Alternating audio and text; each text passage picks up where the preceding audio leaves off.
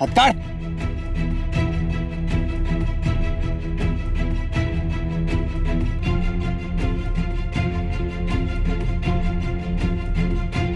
हे काय करतेस तू? जरा आधार दे ना तिला. सगळा भार माझ्याच अंगावर येतोय. हे माणूस काय आहे की नाही तुझ्यात?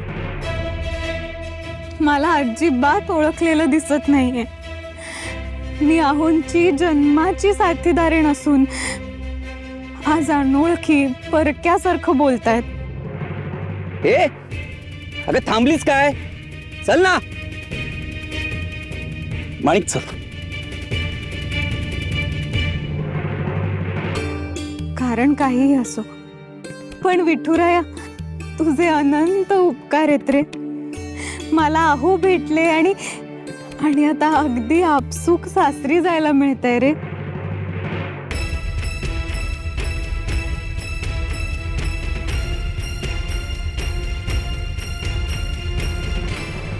दाजी आणि सकुताईमध्ये ही पांढरी पाल कुठून कडमडली? ही टवळी हाय तरी कोण? बया, दाजींना कशी खेटून चालती. पण दाजी सकुताईला भेटले हे मात्र झाक झालं. पण मध्ये पांढरी पाल का टाकली रे विठुराया?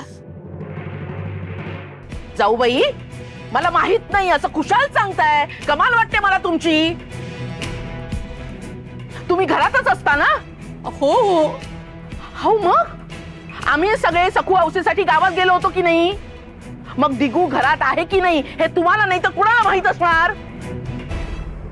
बघा, या घरात ना माझ्याशी सगळे घालून पाडूनच बोलतात. जसं काही दिगू बाहेर जाताना मला सांगूनच गेलाय. अहो, दिगू किती बदललाय हे अख्ख्या पंचक्रोशीला माहितीये. सगळ्यांशी हाडतूड करून बोलतो. तो काय माझ्याशी प्रेमाने बोलणार आहे का? आणि मला का सांगून जाईल तो? हा, कोण आहे मी त्याची? त्याच्यासाठी तर मी या घरातली एक स्वयंपाकीणच आहे. अगं वच्छे, जरा शांत हो ना. वहिनी काय म्हणतात ते जरा ऐकून घे की.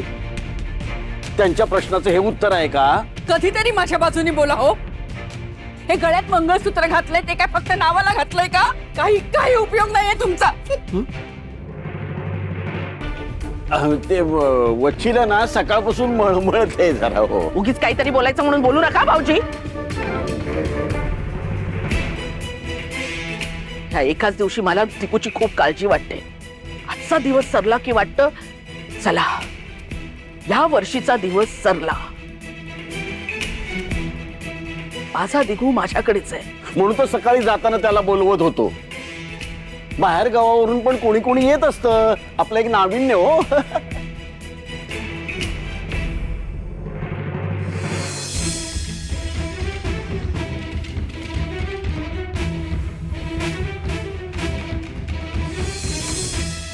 रमाई, तुला सखू अवस्था आलेली ती मुलगी आठवतीये? नवीन वाटली. कोण होती ग ती? मला जरा संशयच आला होता. संशय मला पण आला होता.